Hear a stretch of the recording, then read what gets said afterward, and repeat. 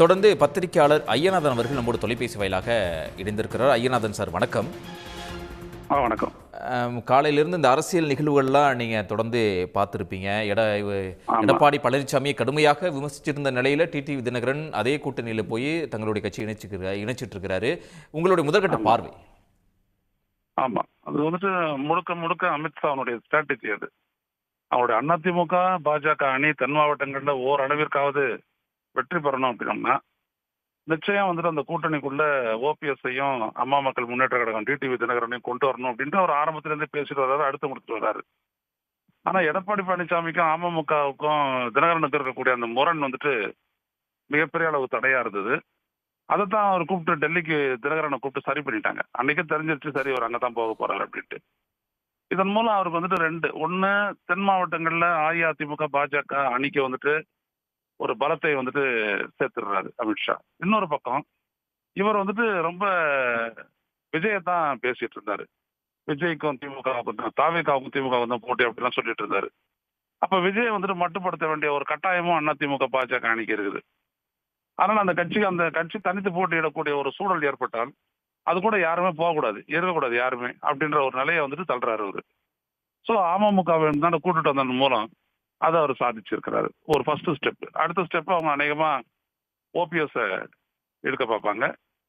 இதன் மூலமா அந்த ட்வின் ஸ்ட்ராட்டஜி, ஒரு பக்கம் தாவேக்காவை மட்டுப்படுத்துறது, இன்னொரு பக்கம் அதிமுக பாஜக கூட்டணிக்கு பலம் சேர்ப்பது. ஏன்னா கட்டமைப்பு ரீதியா தென் மாவட்டங்கள்ல ஒரு பலமான ஒரு கட்சியா தான் அமமுக இருக்கு.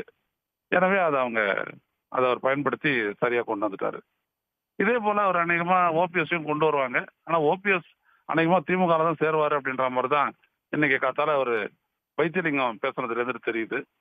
ஆக அமித்ஷா எதிர்பார்த்த மாதிரி ரெண்டு அணிகளுக்கு இடையிலான போட்டி, ஒன்னு திமுக தலைமையிலான அணி, இன்னொன்னு அதிமுக பாஜக தலைமையிலான அணி.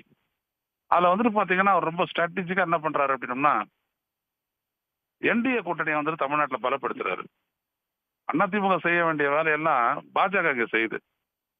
தனிச்சிலன்னு ஒரு கட்சி ஒரு எம்எல்ஏ சீட்டை கூட ஜெயிக்க முடியாது. ஆனா அவங்க பாருங்க, கூட்டணிக்கு லீடு எடுத்து அவங்க கூட்டணி அமைக்கிறாங்க. இது கொஞ்சம் வினோதமான ஒரு நகர்வு தான். ஆக அவர் அமித்ஷா அவருடைய ஸ்ட்ராட்டஜி இங்க வந்துட்டு நடந்துகிட்டு இருக்குது. இப்போ இந்த நிகழ்வை பொறுத்த வரைக்கும் அதிமுக பாஜக கூட்டணியை வலுப்படுத்த வேண்டிய ஒரு நகர்வாக பிஜேபி இந்த விஷயத்தை கையில் எடுத்திருக்கு அப்படின்னு பார்க்க வேண்டிய தேவை இருக்கா? இல்லை தாவேக்காவை தனித்து விடணும், இந்த தேர்தலில் தாவேக்காவோட எந்த கட்சியும் கூட்டணி சேரக்கூடாது, அணி சேரா ஒரு கட்சியாக தாவேக்காவை தனித்து விட வேண்டும் அப்படிங்கிற நோக்கத்தில் பிஜேபி இந்த விஷயத்தில் கையில் எடுத்திருக்கா அப்படின்னு பார்க்க வேண்டிய தேவை இருக்கா? ஆமா, அதான் நான் சொன்னேன், ட்வின் ஸ்ட்ராட்டஜி அப்படின்னு. இருமுனை யுக்தி இது. ஒன்னு வந்துட்டு அதிமுகவையும் தென் மாவட்டங்களை பலப்படுத்தணும். ஏன்னா அதிமுக பாஜக கூட்டணி பலப்படுத்தணும். ஏன்னா அதிமுக வந்துட்டு தென் மாவட்டங்களில் டெபாசிட் இழந்த ஒரு கட்சி. ஒரு வருஷத்துக்கு முன்னாடி நடந்த தேர்தலில் வந்துட்டு அந்த டெபாசிட் இழந்த கட்சி அங்க. அதனால பலப்படுத்தணும் ஒண்ணு. ரெண்டாவது, டிவிகே வந்து தனிச்சு விடப்படுவதன் மூலம் அதுவும் இன்னொரு பக்கம் அவங்க மேல ஒரு அழுத்தத்தை கொடுத்து அதிமுக அவனுடைய அணிக்கு எடுக்கலாம் இல்லையா, உன்னோட யாரும் சேர முடியாது அப்படின்ற மாதிரி ஒரு நல்ல தனிமைப்படுத்தி ஏற்கனவே விஜய் மேல ப்ரெஷரை கொடுத்துட்டு இருக்காங்க. அந்த ப்ரெஷரோட சேர்ந்து இந்தாண்ட வந்துரு, வேற வழியில உனக்கு அப்படின்றதுக்கும் வந்துட்டு ஒரு காரணியா இதை பயன்படுத்தலாம் இல்லையா. இதுல அந்த ட்வின் ஸ்ட்ராட்டஜி தான் அது. இப்போ இந்த கூட்டணிக்கு தலைமை எடப்பாடி பழனிசாமி அப்படின்னு அதிமுகவினர் சொல்லி கொண்டு இருக்கக்கூடிய நிலையில அவரு இல்லாமலே இப்படி ஒரு கூட்டணி பேச்சுவார்த்தை நடைபெற்று கொண்டு இருக்கிறது, அதை எப்படி புரிஞ்சுக்கிறது?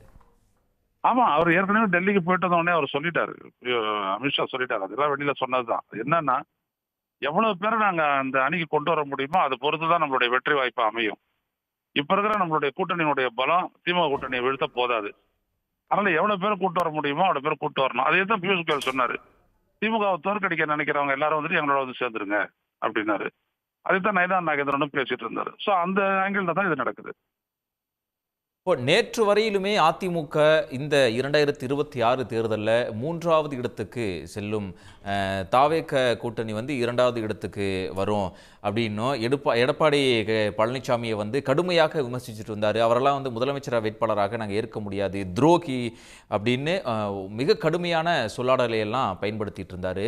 இன்னைக்கு இதெல்லாம் வந்து பங்காளி சண்டை தான், விட்டு கொடுப்பவர்கள் கெட்டு போவதில்லை அப்படின்னு ஒரு திடீர் பல்ட்டி அடிக்கிறாரு.